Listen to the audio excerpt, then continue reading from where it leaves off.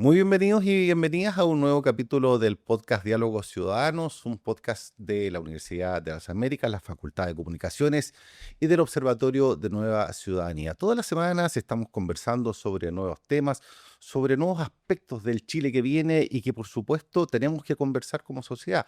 Y por esa razón justamente hoy día nos acompaña una invitada que tiene una larga experiencia en materia de ciencia y tecnología. Ella es Silvia Díaz. Silvia, muchas gracias por acompañarnos. Muchas gracias a ustedes por la invitación. Bueno, un pequeño resumen de su currículum. Es doctora en química de la Universidad Católica, es investigadora y es también una de las principales figuras que ha participado en lo que tiene que ver con políticas públicas relativas a ciencia, tecnología e innovación. Fue ministra justamente de este rubro y actualmente es presidenta del Consejo Nacional de Ciencia, Tecnología, Conocimiento e Innovación para el Desarrollo.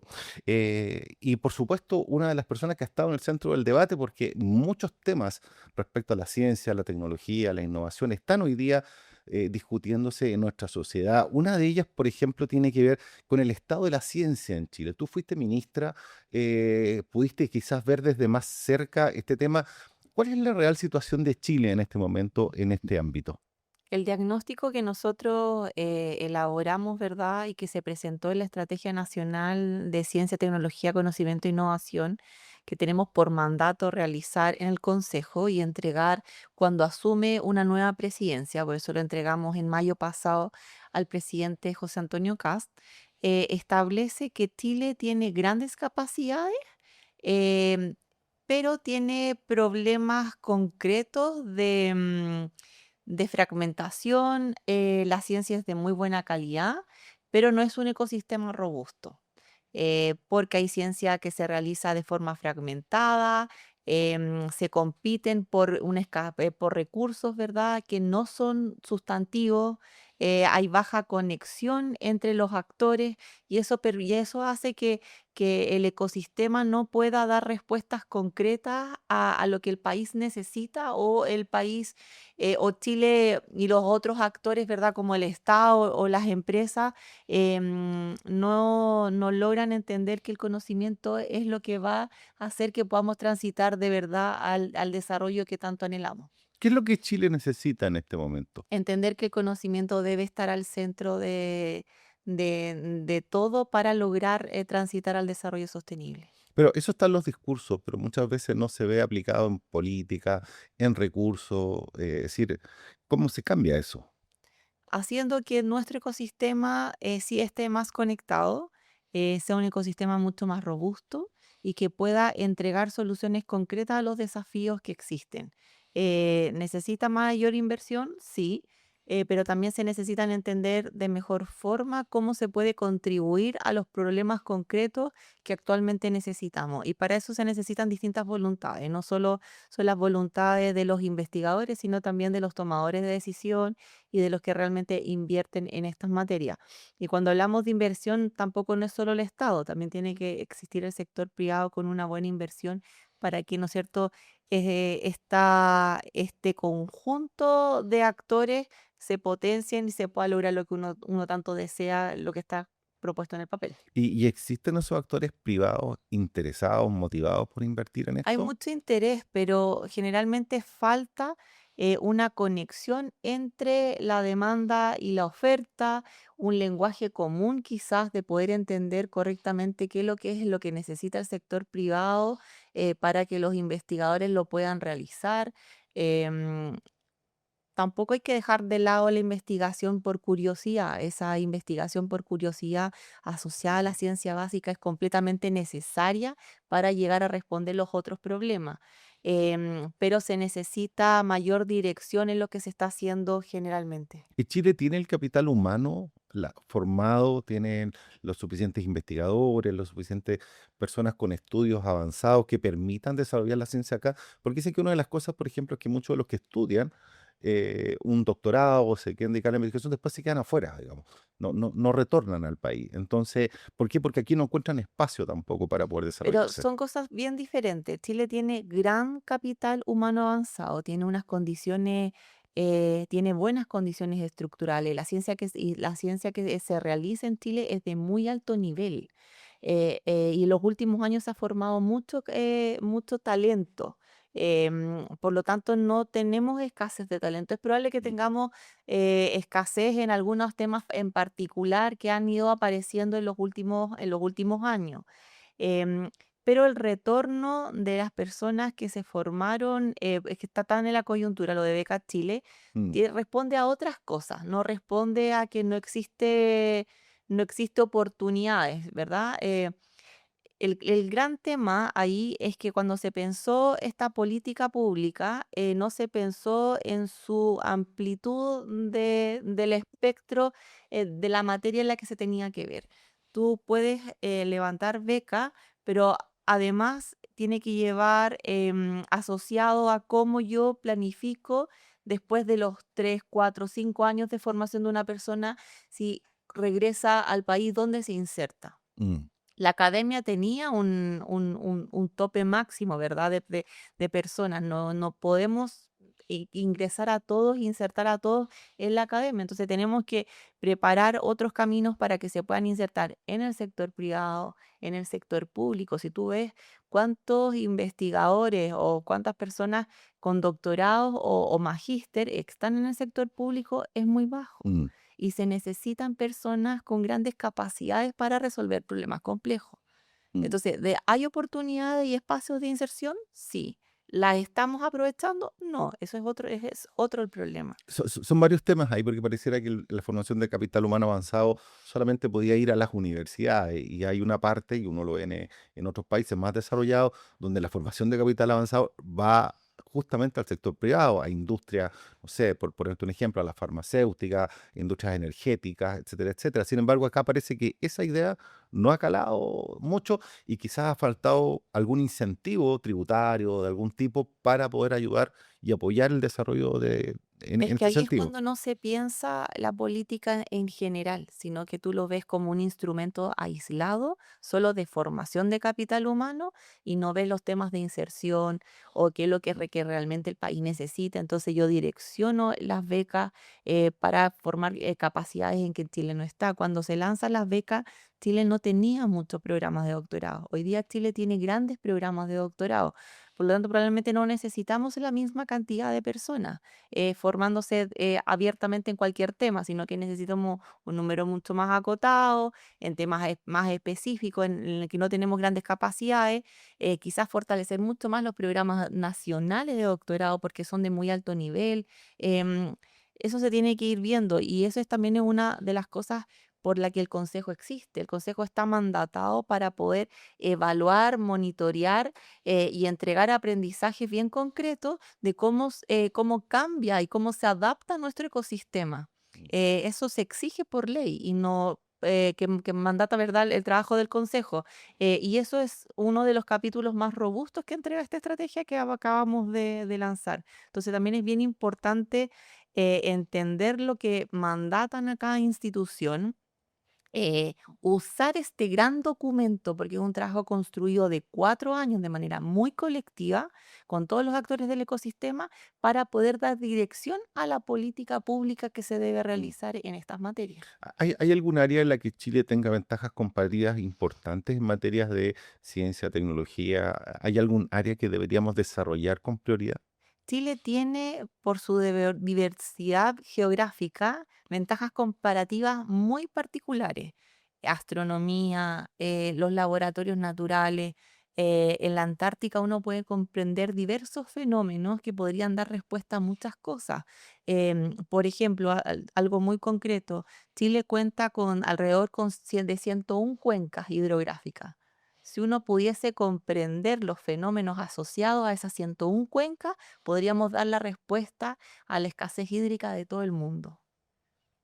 Y eso, Existen y no pasa porque no logramos entender que la escasez hídrica es un problema transversal. Nosotros hemos recorrido varias regiones trabajando en lo que se realiza en el Consejo en torno a la estrategia, porque requiere participación, ¿verdad?, regional para poder entender las diversidades y particulares propias de cada uno de los territorios de nuestro país.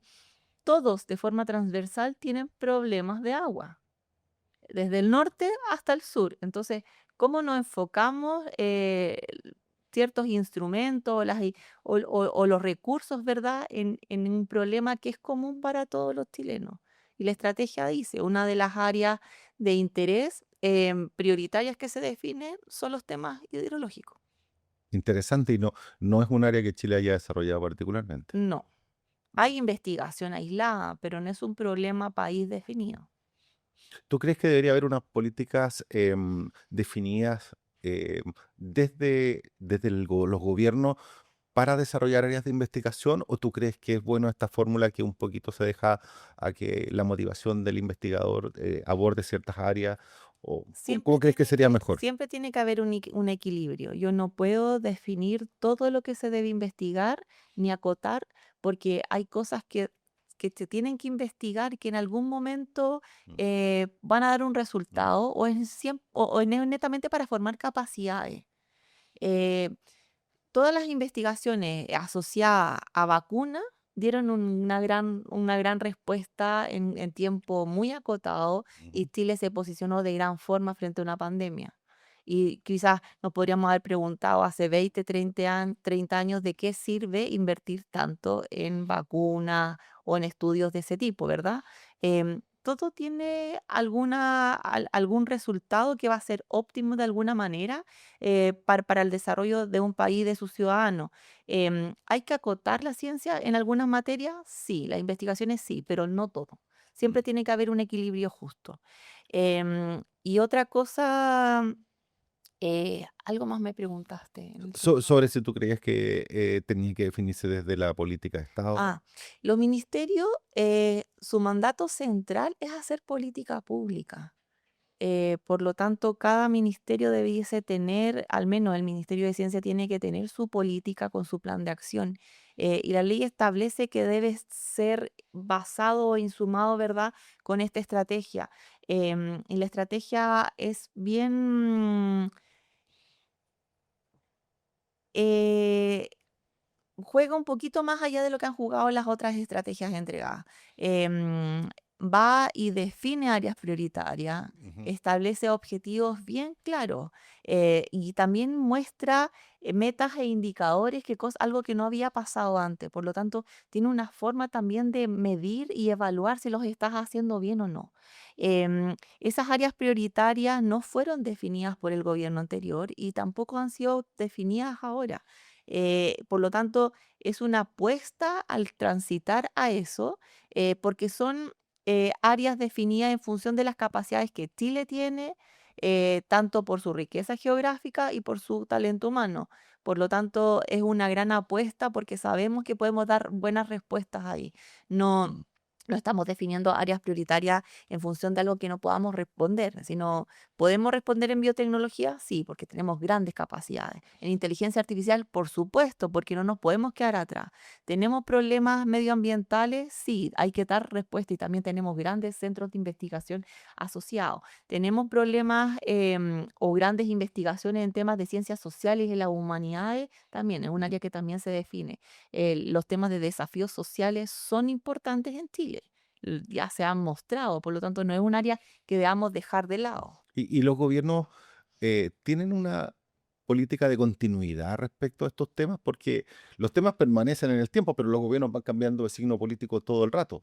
Nosotros tenemos este péndulo que hemos tenido ya por un par de décadas, Claro, y cómo la política conversa con este péndulo, si se mantienen, se van cambiando las prioridades, cómo ha sido por eso? eso existen instituciones como la nuestra. El Consejo es un órgano asesor presidencial completamente autónomo.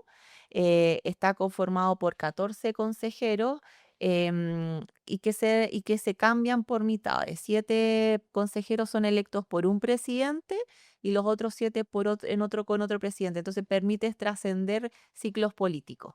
Y acá hay una mirada de largo plazo, no estás por pertenecer a un partido político, Mm, sino que estás por tus capacidades y por tu trayectoria en ciertas áreas específicas que la ley establece. Entonces permite tener una mirada muy amplia, no en la coyuntura del ciclo político, no de 4 años, sino que generalmente establecemos una mirada de 12 años. Por eso una estrategia se actualiza cada 4, pero tiene un horizonte de de 12. tiempo mucho más largo. Mm. Em, y no funcionamos en esta coyuntura. Tenemos calma, paciencia, aprovechamos esta vista para pensar las cosas con mucho cuidado, no en una coyuntura ni en la vorágine, ¿verdad?, de lo que exige estar en el otro lado como un gobierno. Con capacidades altas, convocamos a distintos actores del ecosistema con investigaciones de top de línea para poder entender cuáles son los problemas y cómo la ciencia, la tecnología, el conocimiento y la innovación responden a esos grandes desafíos. ¿Qué pasa hoy día con la ciencia, particularmente con la ciencia, cuando pareciera que hay una sociedad en donde todo es debatible, donde tenemos personas que son antivacunas, donde aparentemente la ciencia, y se lo he escuchado a algunas personas, es el fin de la ciencia como la verdad, sino que ahora es interpretable. ¿Cómo viven ustedes ese aspecto hoy día que tiene un poquito en este debate todo, esta posverdad además que existe hoy día? ¿Cómo lo ven ustedes? Hay que convivir con eso, pero hay que seguir haciendo el trabajo de la forma más correcta y más pulcra posible, ¿verdad? Se realiza muy buena ciencia en Chile. Tenemos investigadores de muy alto nivel, buenas capacidades. Los centros de investigación han hecho una gran contribución al desarrollo en nuestro país y eso hay que aprovecharlo. Entonces, cada vez que queremos levantar un tema, convocamos a las personas con el mayor conocimiento al respecto. Es un trabajo súper riguroso. Procuramos de que se comparta con esa rigurosidad que se necesita en los medios, no por comunicar más transgredimos eso, sino que hay un llamado también a que los medios se informen de mejor forma y no transmitan cualquier contenido. Y Ujú. eso va a hacer que las personas entiendan de mejor forma y podamos evitar esas corrientes, Pero que cuando usted son más escucha, aisladas a veces, tampoco son que mm, existan o da tanto. la sensación que tiene mucha presencia en redes, pero por ejemplo, cuando usted escucha que la pandemia del COVID nunca existió, o cuando escucha usted que las vacunas provocan autismo, ¿qué le pasa a usted? ¿Qué piensa de eso?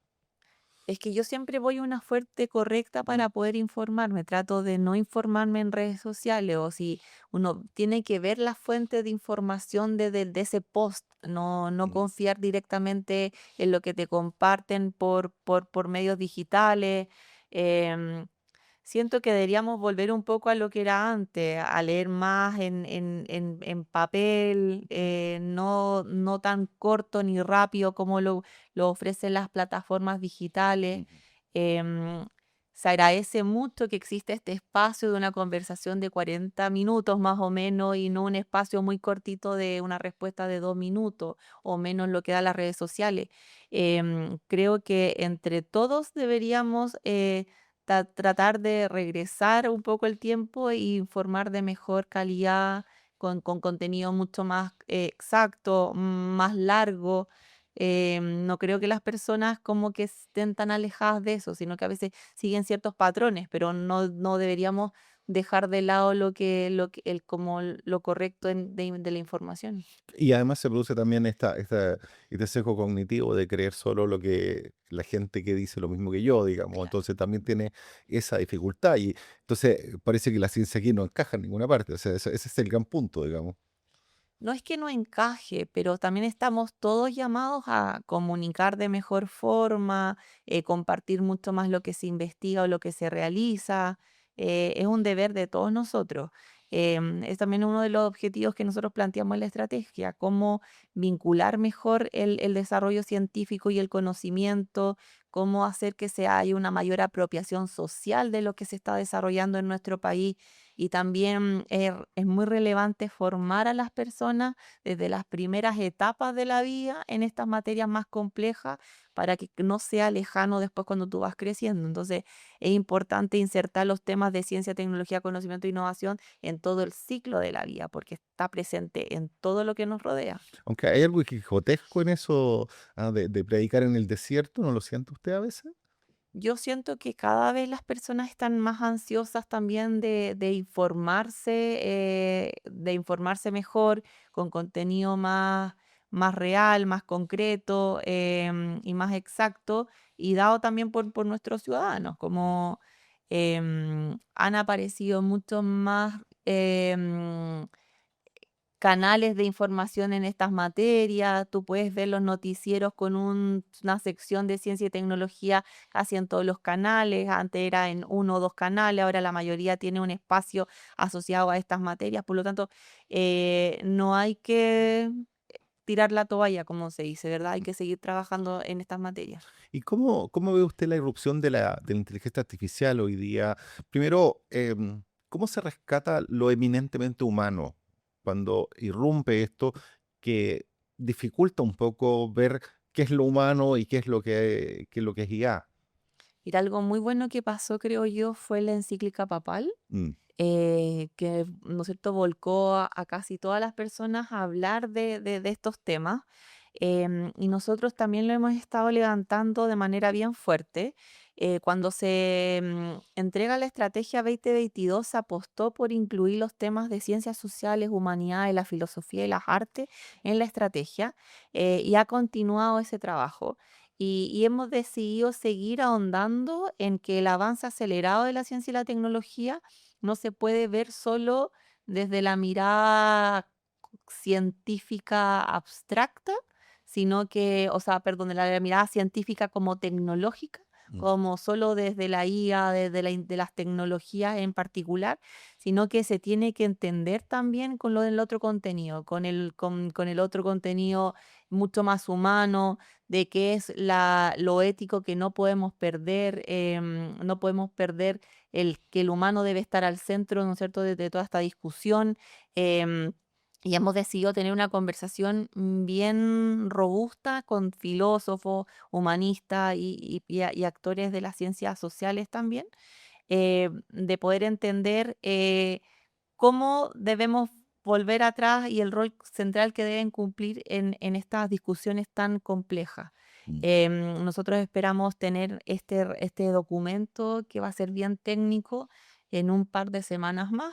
Es una conversación también que vamos a tener con el cardenal Fernando Chomalí. Mm. Entonces encontramos que es una discusión bien rica en torno a estas materias, y ese es nuestro trabajo, entregar conversaciones técnicas de manera estratégica a los tomadores de decisiones, al presidente y a los ministerios sectoriales que competen y trabajan en estas materias. ¿Y cómo ve usted el futuro con la IA? Que en general, primero, para que después veamos el tema más respecto a las profesiones en específico, pero ¿cómo cree que va a cambiar la sociedad a partir de esta irrupción tan potente que hemos tenido de la IA?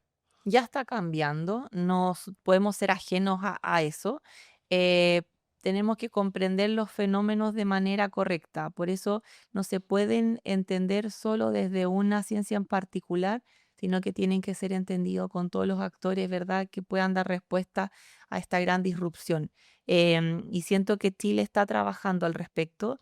Chile cuenta con grandes capacidades en inteligencia artificial. Nos hemos estado subiendo, ¿verdad?, a este tren que avanza aceleradamente, pero hay que legislar correctamente, hay que trabajar e impulsar, ¿no es cierto?, que esta tecnología es una tecnología habilitante y hay que verla así, no hay que salirse de la discusión ni verla con susto, sino que hay que legislar, hay que trabajar, formar capacidades.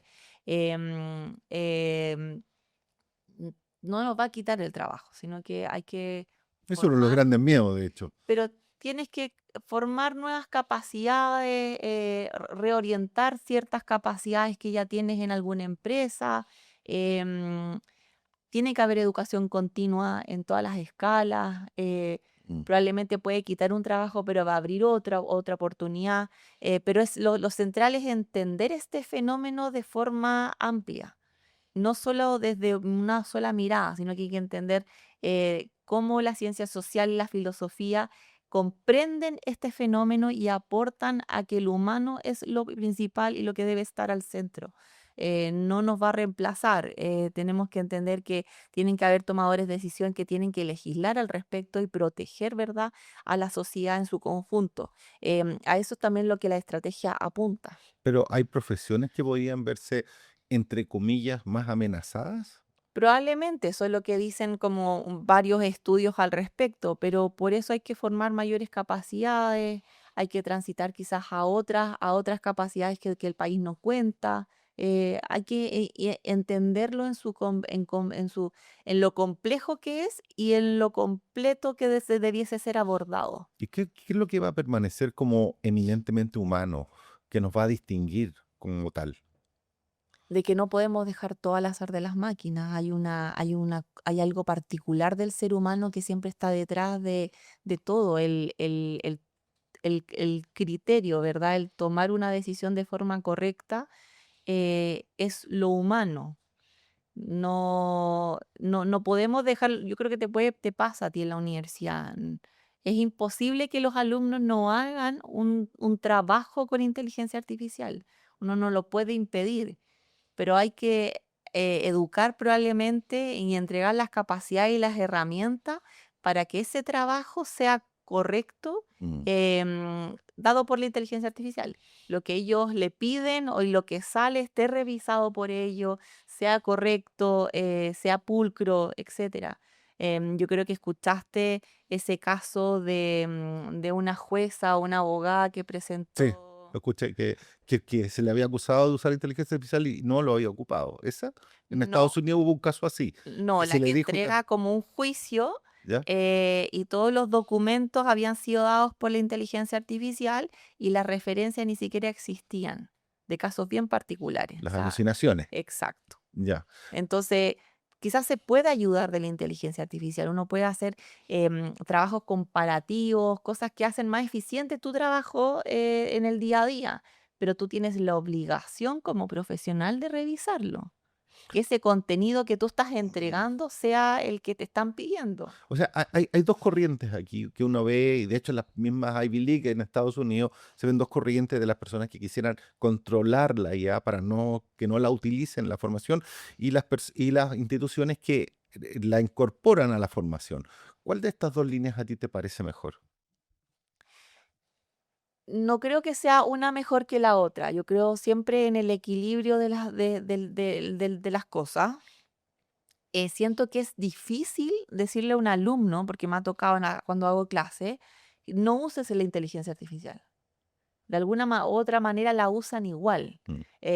Quizá uno tiene que volver a hacer más pruebas en papel en la sala de clase y no O trabajo. sea, es como volver A lo que a era 20 años, antes. 20, Y 30 en años algunos atrás. países está pasando eso. Entonces, como volver a hacer pruebas en papel y lápiz en la sala de clase, sin nada tecnológico encima. Es un poco complejo porque Mm, mis alumnos ni siquiera tienen un cuaderno y un lápiz, andan con una tablet o el mm, computador o el celular, nadie tiene algo para anotar. Entonces, en esta era, ¿cómo lo haces? claro. Entonces, de repente creo que es mejor educarlos en que la usen de forma correcta, con criterio, Mm. pensamiento crítico, a decirles y prohibirles que no se use. Ahora, dentro de todo esto, ¿tú crees también que las personas pueden ir perdiendo capacidades en pos de que van a ir entregando todo el razonamiento, todo a la IA? Es decir, como antiguamente, o sea, nosotros no sabíamos los teléfonos de memoria y esa memoria la perdimos porque hoy día están los teléfonos en el teléfono, digamos, no necesitas sabértelos. De hecho, uno no se sabe teléfono. Ah, Pero, yo me pero, sé sí, teléfono, sí, yo me obligo a aprenderme al menos 10 teléfonos. pero fíjate que, claro, pero antes uno tenía 30, 40 Sí, teléfonos en la mente y hoy día no tienes 10 mm, yo tengo 2. Entonces, claro. eh, ¿crees tú que las personas van a ir perdiendo ciertas capacidades también en esta situación? Siempre y cuando uno no lo permita. Creo que por eso es esto de qué hacemos. ¿Lo dejamos abiertamente a que todos adquieran inteligencia artificial y la usen como quieran? No. Por eso hay que legislar al respecto y definir ciertas condiciones de borde o ciertos límites. Em, pero no lo puedes prohibir. Por eso tiene que haber un equilibrio, como que vuelvo a eso. Yo me obligo a aprenderme números de teléfono, a aprenderme root, porque no puedo perder esa capacidad de memoria o la riqueza de te preguntan un número y es como, no, me lo sé, pero es lo mismo. Ese, por ejemplo, claro, perdimos la habilidad, por ejemplo, de recordar las rutas, porque tenemos Claro, por una GPS, aplicación que te las claro. dice. Ahora vamos a perder probablemente la habilidad de manejar, porque van a haber vehículos autónomos y esos están Pero dando también bastante se fuerza. equivocan, entonces no podemos Pero cada dejar vez menos, o todo sea, y eso. eso, si Sí. uno lo proyecta 10, 20 o 30 años, no se van a equivocar. Con las calculadoras no se equivocan ya cuando uno le pide un cálculo, ¿no? No, nunca una calculadora se va a Pero equivocar. aparecen nuevos desafíos, que también es interpretar de mejor forma ese resultado rápido que te están dando que tú ya no lo realizas. Y ese tiempo lo puedes usar quizás en algo mucho más difícil de alcanzar que la máquina todavía no lo logra. Mm. Como creo que no es una cosa por la otra, sino que uno puede ir de forma complementaria, sumando nuevas habilidades, teniendo más criterio en lo que me está entregando es correcto o no. ¿Tú ves que el país haya reaccionado de buena manera a la irrupción de la IA? O sea, ¿tú has visto que Chile se ha ido moviendo rápido, eh, acertadamente respecto a los nuevos desafíos que hay? Hay una mayor adopción, pero sigue siendo de forma desigual. Por nuestra diversidad geográfica, Chile no está conectado con Internet en todos los rincones de nuestro país, por lo tanto, no todos pueden acceder. Entonces, tecnologías como esta, si no se tratan de la forma correcta, generan mayor desigualdad y ahí es donde hay que tener mucho cuidado. Mm. ¿Qué nuevas carreras crees tú que hay que empezar a pensar para poder formar al profesional del futuro en este escenario? Yo creo que todas las carreras, sobre todo asociadas más a ciencias básicas y aplicadas en general también, en ciencias en general debiesen tener un contenido mayor de ciencias sociales y humanidades.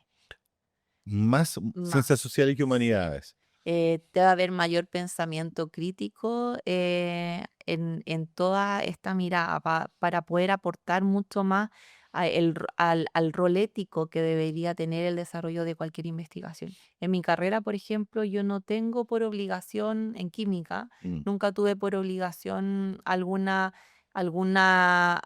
curso en ciencias sociales, humanidades o arte. Es verdad que la Universidad Católica tiene muchos ramos optativos y uno puede escoger eso, pero por naturaleza no te obligan a algo así. mm. Un curso de ética no existe. Y eso creo que la sociedad completa debiese tener. O sea, estamos pensando que las universidades tienen que empezar a mezclar disciplinas. Sí, el gran problema de las facultades o las escuelas es trabajar de forma aislada, Mm. en lógica de silos, ¿verdad? No trabajan de manera interdisciplinaria o transdisciplinaria. Pero eso no va a poder ser sustentable. Si uno lo mira hoy día, esto mismo que dice, por ejemplo, que las carreras STEM estén incorporando o tengan que empezar a pensar a incorporar filosofía, por ejemplo, bueno, impensado hace 5 años, digamos. Hace 5 años no, pero en los orígenes sí. Entonces hay que volver un poco a lo que era antes. Yo creo que tenemos que transitar a la transdisciplina. La única forma de poder resolver problemas complejos es con el abanico de respuestas que dan las distintas disciplinas. No puede ser abordado solo desde una mirada. Mm, Y a eso es lo que también mencionaba al inicio. Trabajamos de forma aislada, mm. no de forma complementaria. Y eso tenemos que romper esa inercia. Por eso esta estrategia apuesta a un cambio de trayectoria para transitar al desarrollo sostenible. Si no rompes, si no cambias esa trayectoria, vamos a seguir en lo mismo que estamos ahora. ¿Y qué pasa con las brechas? Porque uno tiende a pensar que la tecnología suele ampliar estas brechas entre las personas que tienen acceso a la tecnología y las que no. Y O las que sea, no. hay partes de Chile, como dices tú, que no tienen internet. Mm. Cosa, imagínate entonces a la distancia que están. ¿Tú crees que con esta erupción de las nuevas tecnologías se van a ampliar todavía más las Sea, brechas en lo Chile? que dicen las investigaciones que se amplían, pero ahí tenemos que trabajar para que no ocurra eso. ¿Y cómo se hace eso? Porque eso es una intención lógica, pero es muy difícil de llevarla a la práctica, digamos. Mayor formación de personas, mejor formación y mayor formación de las personas en estas materias. El Estado debe estar presente en todos los sectores y en todos los territorios de nuestro país, entregando estas capacidades. El Estado no puede por sí solo, por lo tanto necesitamos también que el sector privado juegue un rol mucho más central en estas materias. Eh, es que el ecosistema de verdad trabaje en forma de red para poder responder a estas necesidades que surgen por estos avances acelerados. Y las brechas de género, por ejemplo, Siguen existiendo, pero si no formamos más niñas en estas materias, esa brecha no se va a cortar. El en las carreras en STEM, en básicamente, las ¿o no? carreras en estas materias, sí. El tema es que tú puedes aumentar los cupos, para que mujeres entren a carreras en ciencia, tecnología, ingeniería y matemática, eh, pero las estadísticas muestran que las mujeres, igual va disminuyendo la cantidad de mujeres al final de la oferta, ¿verdad?, de instrumentos que tenemos. O sea, pueden entrar a carreras de pregrado, pero no necesariamente las que entraron van a estar para, no sé, un Fondesit o para después ocupar un cupo en la academia. Entonces hay que preocuparse desde el inicio, desde la temprana edad, y tratar de que se mantengan en esta carrera. Y ahora, respecto al tema de la inversión en ciencia, hay países que invierten un porcentaje importante del PIB y Chile está muy por detrás de eso, sobre todo si nos comparamos con la OCDE. ¿Tú has visto avances en ese tema o eso sigue, o Chile todavía no toma la decisión de dar el salto tecnológico necesario? Yo creo que hay que replantear un poco esa pregunta. Hemos estado estancados en esa pregunta y como promesa en todas las campañas Sí. políticas, de que vamos a llegar al 1% de inversión en estas materias. Hoy día estamos en un escenario complejo de estrés fiscal. Por lo tanto, no podemos esperar que el Estado invierta mucho más en estas materias, porque no lo va a hacer, porque está definido tu condición de borde es estrés fiscal. Entonces, ¿qué hacemos? Tenemos que jugar con lo que hay, ¿verdad? Y hay formas de poder activar em, la demanda en estas materias para que sí se redistribuyan ciertos recursos económicos. Y ahí el sector privado también es central. Es entender que hay posibilidades de activación de demanda en el sector privado y en el sector público. Y por ahí se pueden obtener mayores recursos. Em, Dejar de competir todos por instrumentos que dan aportes chiquititos, como em, si tú ves como la oferta de instrumentos que están en nuestro país manejado por la NID, ¿no es cierto? Y por la Corfo, quizás son muchos con muy pocos recursos, entonces quizás deberían ser concentrados con mayor recursos, pero con cosas bien específicas, con desafíos dirigidos, quizás complementarios entre gobiernos regionales y el gobierno central, em, mancomunados entre la NID y la Corfo. Hay muchas opciones y la estrategia propone varios. eh, y no seguir compitiendo de forma aislada por un poquito de. Bueno, Ese es nuestro ese es problema. uno de los grandes puntos, digamos, porque al final cada uno está tratando de salvarse, en el Claro, fondo, y ahí claro, entonces se mueren las políticas públicas, la visión de país. claro. ¿Tú crees que existe una visión compartida de país respecto a los temas de ciencia, tecnología e innovación en general en la sociedad chilena? Yo siento que sí, en nuestro ecosistema, y lo hemos comprobado en todos los encuentros que realizamos, tenemos una visión compartida. La estrategia es una estrategia que está viviendo en distintos sectores de nuestro ecosistema, y es un llamado a cambiar esta trayectoria de forma compartida, entre todos los actores que conformamos este ecosistema. Em, el tema es que se implemente de la forma correcta con los actores pertinentes. Y esa es una lucha constante que seguimos dando desde el Consejo, ¿Cómo te imaginas Chile en el 2040 o 2050? que apostó por la ciencia, la tecnología, el conocimiento y la innovación para poder transitar al desarrollo sostenible. De que si tú le preguntas a cualquier persona en la calle, te va a decir sí, la ciencia es importante, y si Chile apostó por invertir, fue la decisión correcta. ¿Ese es un Es el sueño? ¿Eres optimista o pesimista de eso? optimista. Por algo uno trabaja en esto. Ok.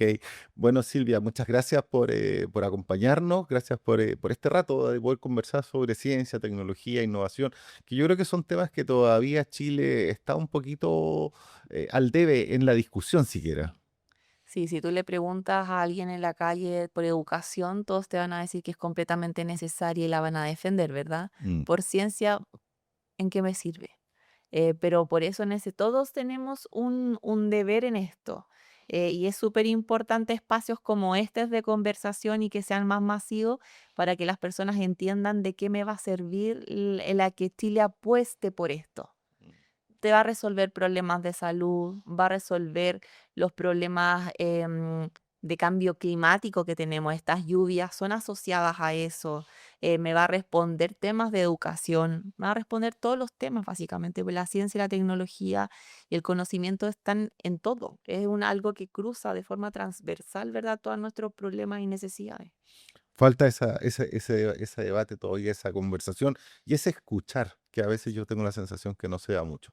Sí. Bueno, te agradezco mucho el tiempo. Gracias por acompañarnos en este podcast de Diálogos Ciudadanos de la Facultad de Comunicaciones y Artes de la UDLA y del Observatorio de Nueva Ciudadanía. Los invitamos también a que dejen sus comentarios, aporten a esta conversación y podamos seguir discutiendo sobre Chile y el futuro que nos depara y que va a ser además un futuro común. Muchas gracias y será hasta una próxima oportunidad.